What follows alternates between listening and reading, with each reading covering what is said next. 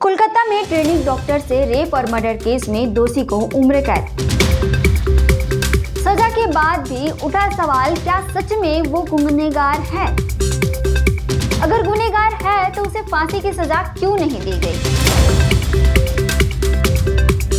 कोलकाता का RG Kar medical college, जहां सभी अपने सपने गढ़ते थे, 8-9 अगस्त की रात एक भयानक अपराध का गवाह बना।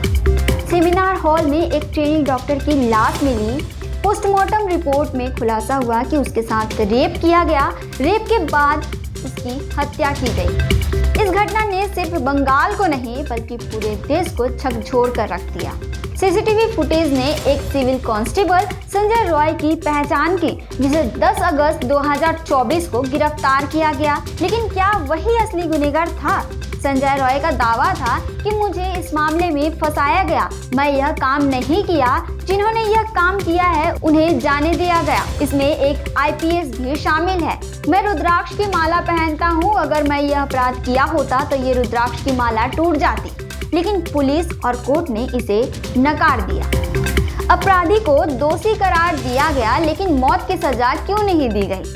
सियालदह कोर्ट ने इस मामले को रेयरेस्ट ऑफ रेयर नहीं माना। संजय को उम्र कैद की सजा सुनाई गई।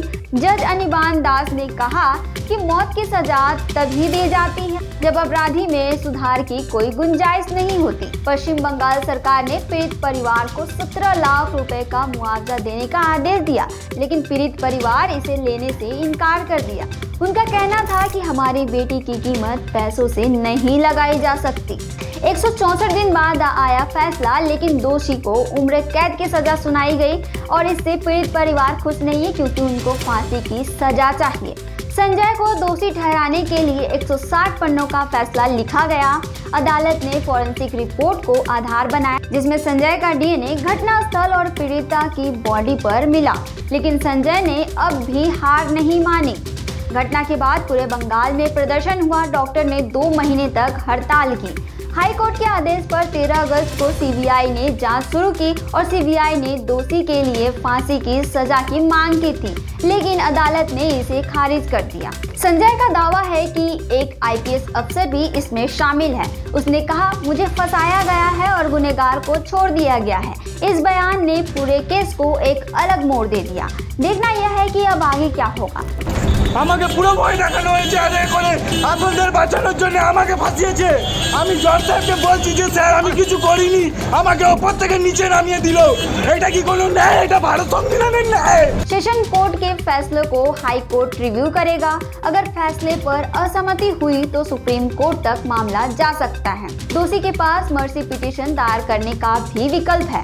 मां की दलील और दोनों परिवार हार गए। दोषी की बहन बोली कि फैसले को किसी भी कोर्ट में चुनौती नहीं देंगे। 19 जनवरी को संजय की मां मालती ने कहा था कि मेरी 3 बेटियां हैं और मैं पीड़ित परिवार का दर्द समझ सकती हूँ। उसे कड़ी सजा मिलनी चाहिए। अगर कोर्ट कहती है कि उसे फांसी पर लटका दो तो मुझे कोई आपत्ति नहीं है। संजय की बड़ी बहन ने भी कहा था कि ट्रायल कोर्ट के फैसले को चुनौती नहीं देंगे।